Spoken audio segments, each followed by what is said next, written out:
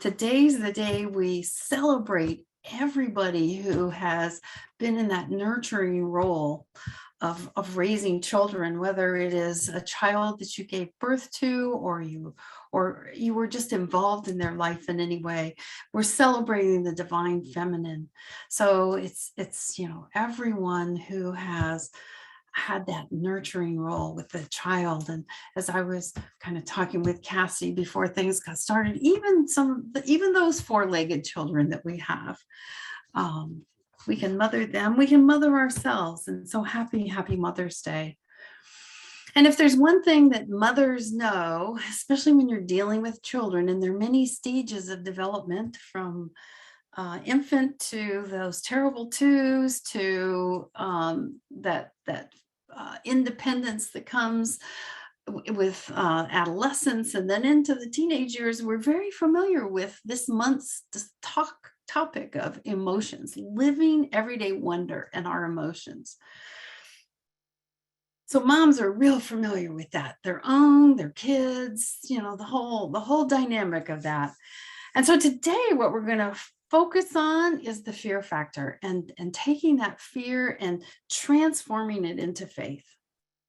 Maya Angelou said that a mother's love liberates.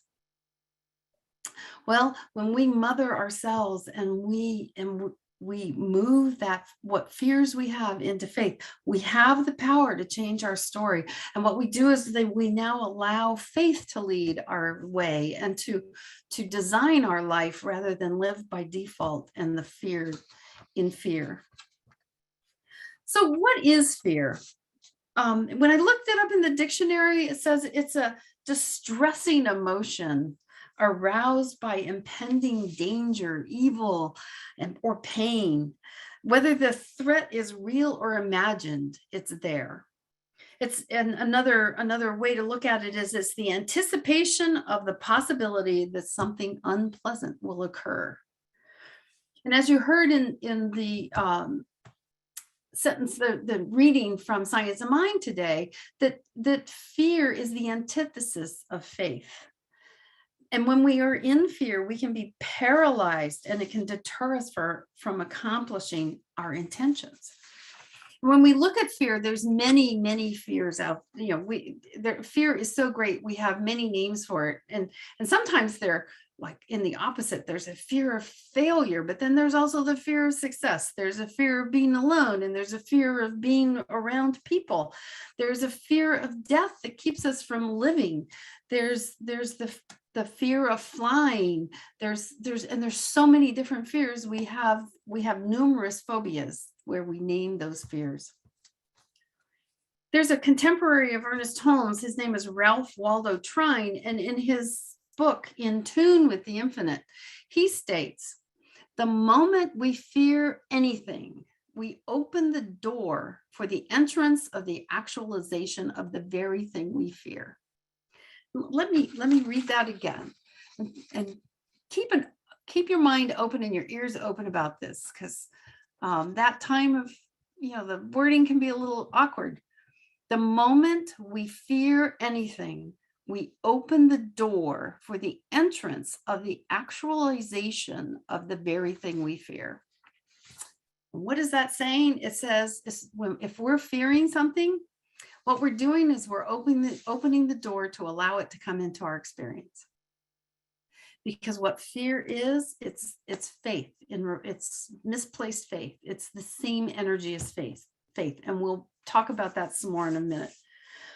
But let's go back to fear and think about it, because when we begin to fear something, when we are in fear, it frequently draws out the worst in us.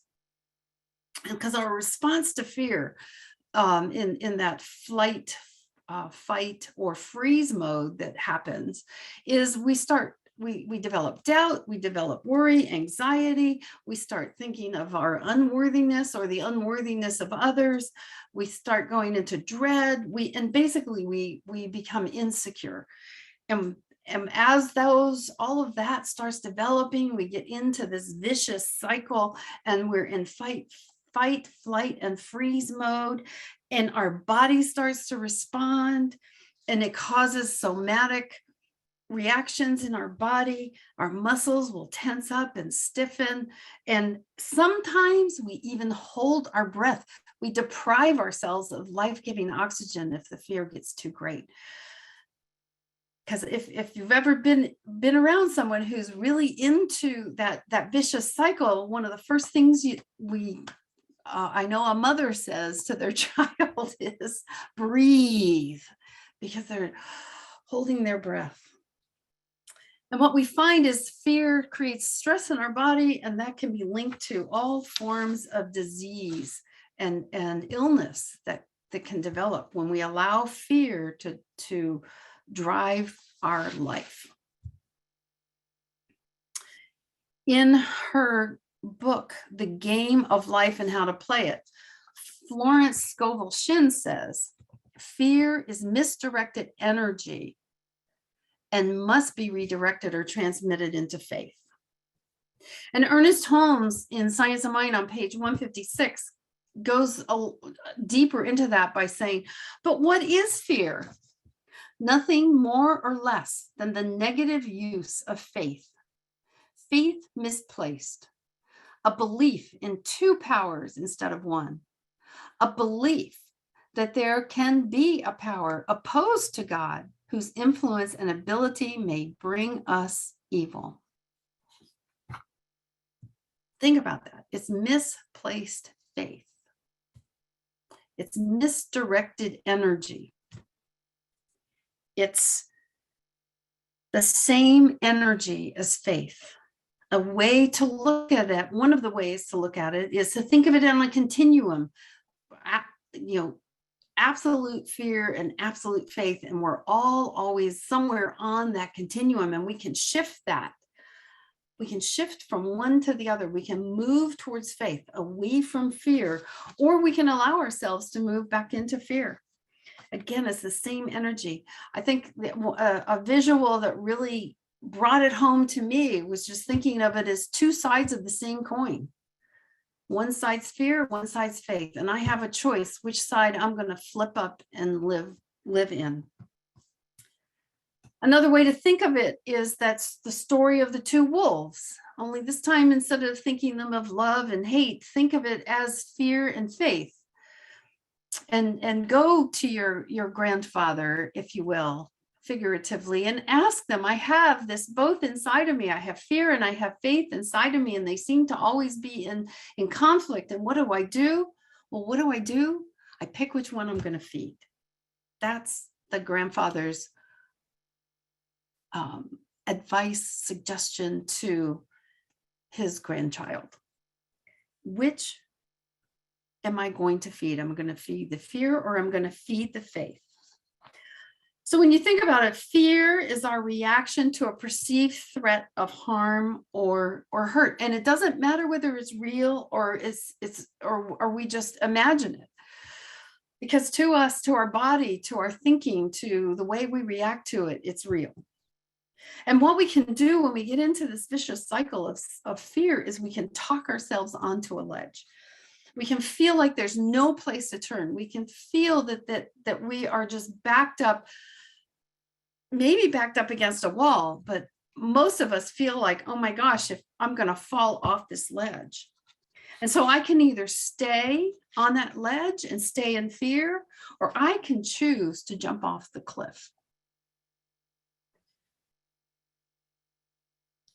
A book that had a real big impact on me regarding this is called The Big Leap by Gay Hendricks. And in it, he says, these fears and false beliefs cause us to live our lives out of success limiting mantra that says, I cannot expand to my full potential because ... fill it in, whatever it is. I cannot move forward. I can't do this because. So when we start thinking about jumping off a cliff, I know a visual that comes to me is Roadrunner and Wile E. Coyote. and I'm feeling like Wile E. Coyote, and I've been tricked into this place. And man, if I keep running, I'm gonna be that little poof at the bottom of the canyon like Wile E. Coyote was. But when I think about it, so that's gravity bringing you down and crashing you into the ground. But we're talking about a metaphorical cliff, the cliff of faith or fear, and it's your choice.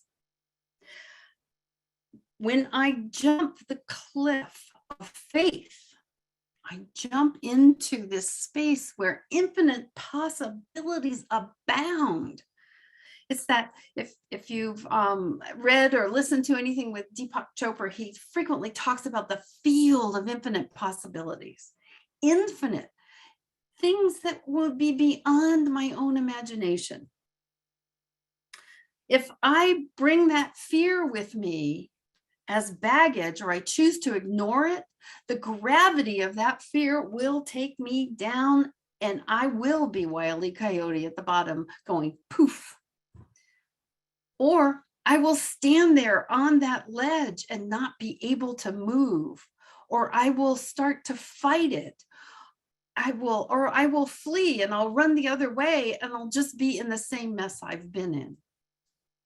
However, if I take that fear and I embrace it and I bring it along with me from a place of faith, what happens is the fear begins to dissipate because I've accepted it. I accept that fear is here, and I get the courage. And when I jump off that cliff of faith, I don't fall. I sprout wings and I learn to fly.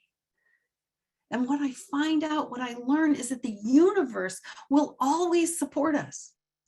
It'll support us to live in fear, but it will also support us to live in faith. If I am willing, if you are willing, if we are willing to stretch and grow, what the universe does is it gives us more capacity to reflect, accept, and release the fears that we have. Now, this sounds really good, Jackie. That sounds really good, but that requires a lot of courage. And that courage comes from this knowing, this absolute knowing that I am an expression of the divine, that I have within me that divine pattern of perfection that Bob was talking about, that I can surrender to that, and I can understand that as the song by Ricky Byers states. As Neil talked about in his invocation, I come to recognize that I am an outpicturing of the divine. I am that. There is a greater expression of myself that is bursting to come forward, and fear is like a door that just clangs shut and keeps it within, does not allow it to come out and express itself. So when we use faith to push ourselves, to bring ourselves through the fears, what happens is healing happens, and we can jump and we learn to fly. We learn to fly with the faith that is. And so, the question comes up, well, how do I do that? Well, pick a wolf, feed the fear or feed the faith. The first step that we can do is to start putting our attention on where it is we want to be, where it is we choose to be, where if I'm here and I want to be here, I want to be in this life where I more fully express this myself, what I would call my greater yet to be, then start putting my attention on that. Because what happens is we grow and mature spiritually, fears begins to dissipate and faith increases.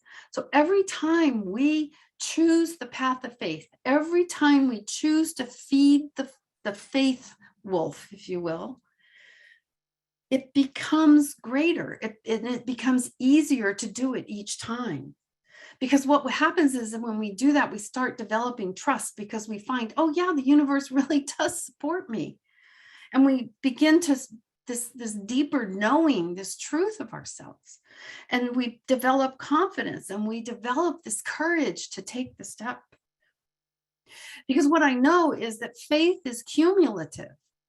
It doesn't go away. It's always there. So where if I've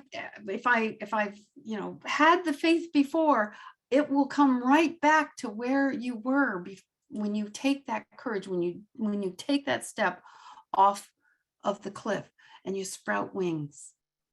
And if you have a fear of flying, then just become Indiana Jones and just know that as you step off, that next step will appear as you start putting your foot out.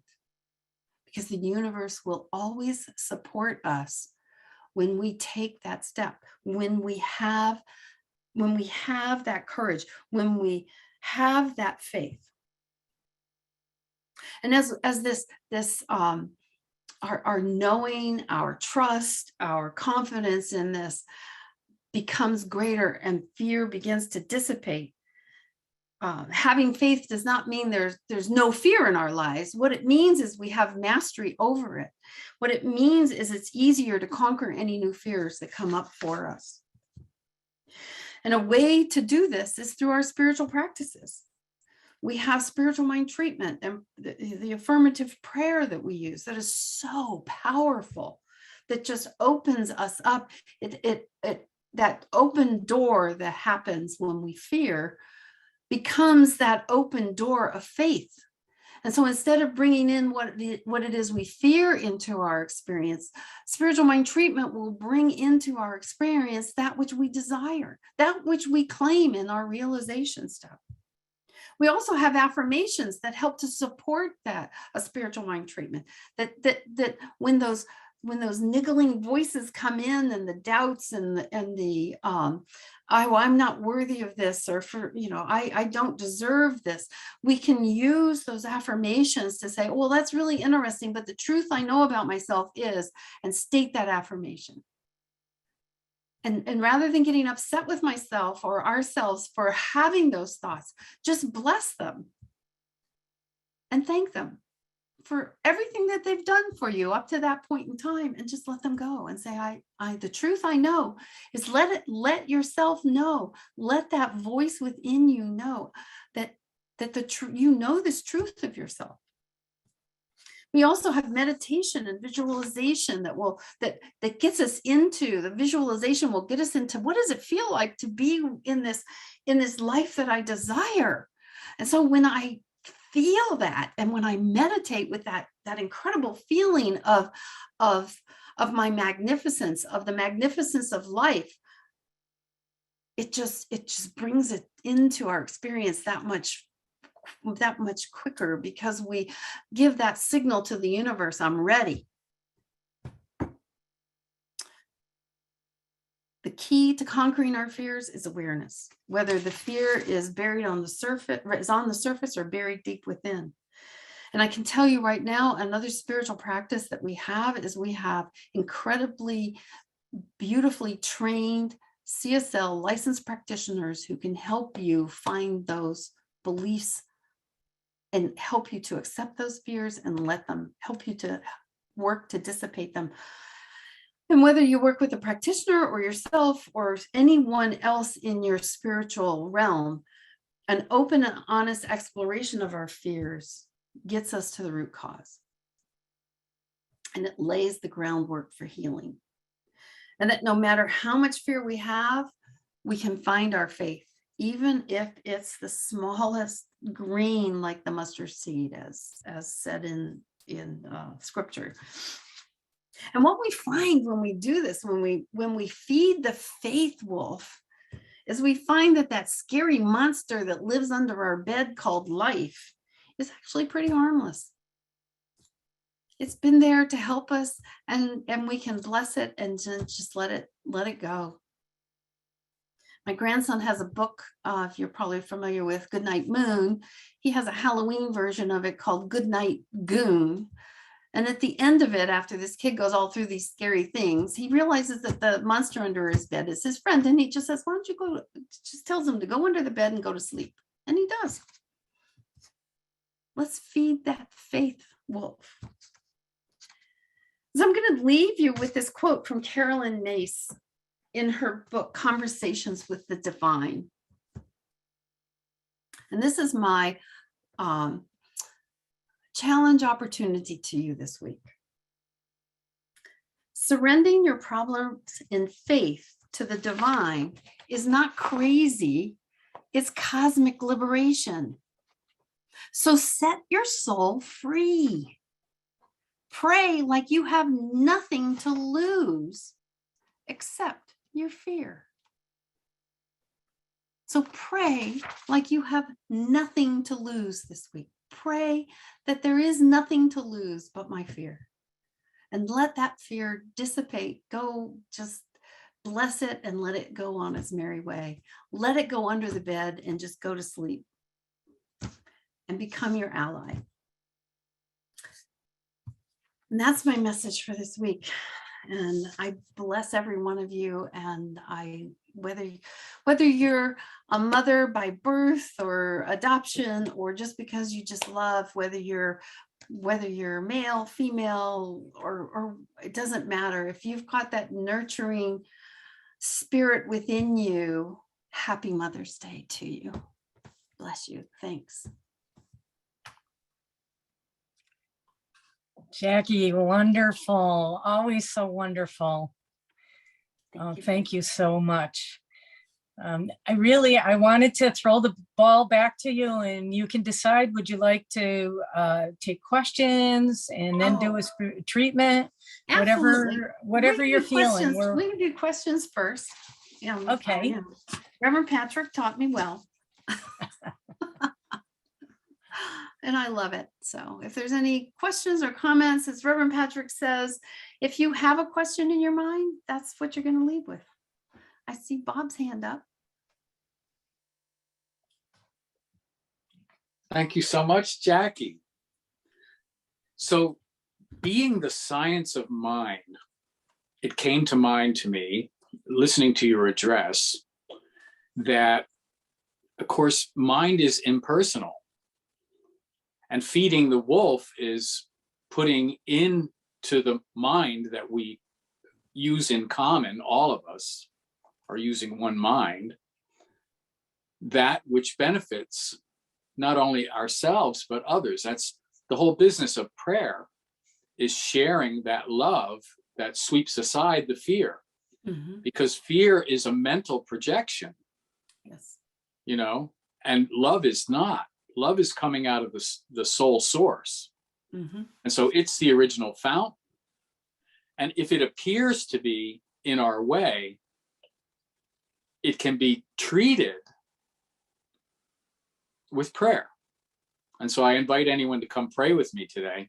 But you also brought up the fact that fear can be very subtle. It can be like an anticipation. And we can be this is my own case. This is why I love praying, because it uncovers my fears and gives me the opportunity to treat them. If you come to me for prayer, I'm praying for both of us. I'm not just praying for me, for you. I need all the help I can get from that source that is our common. So can you speak about anticipation? Because sometimes we anticipate things that aren't necessarily going to produce faith. They're going to produce the opposite. And they can appear to be beneficial on the surface.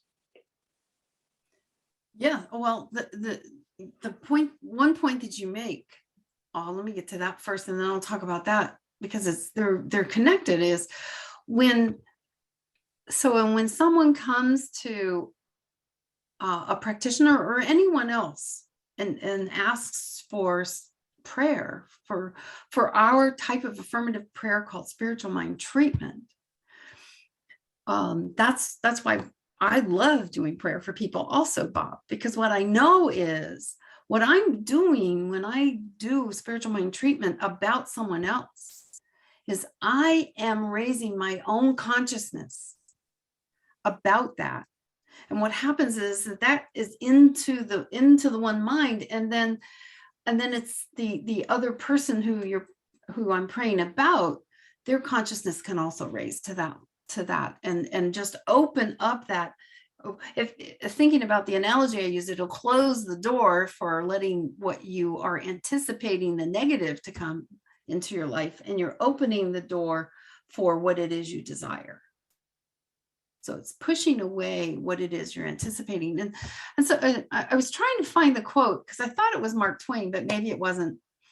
But there's a quote out there about, and I have to paraphrase it, is whatever it is I fear, whatever it is I fear is going to come into my experience. So if I'm anticipating negative things, if I'm anticipating some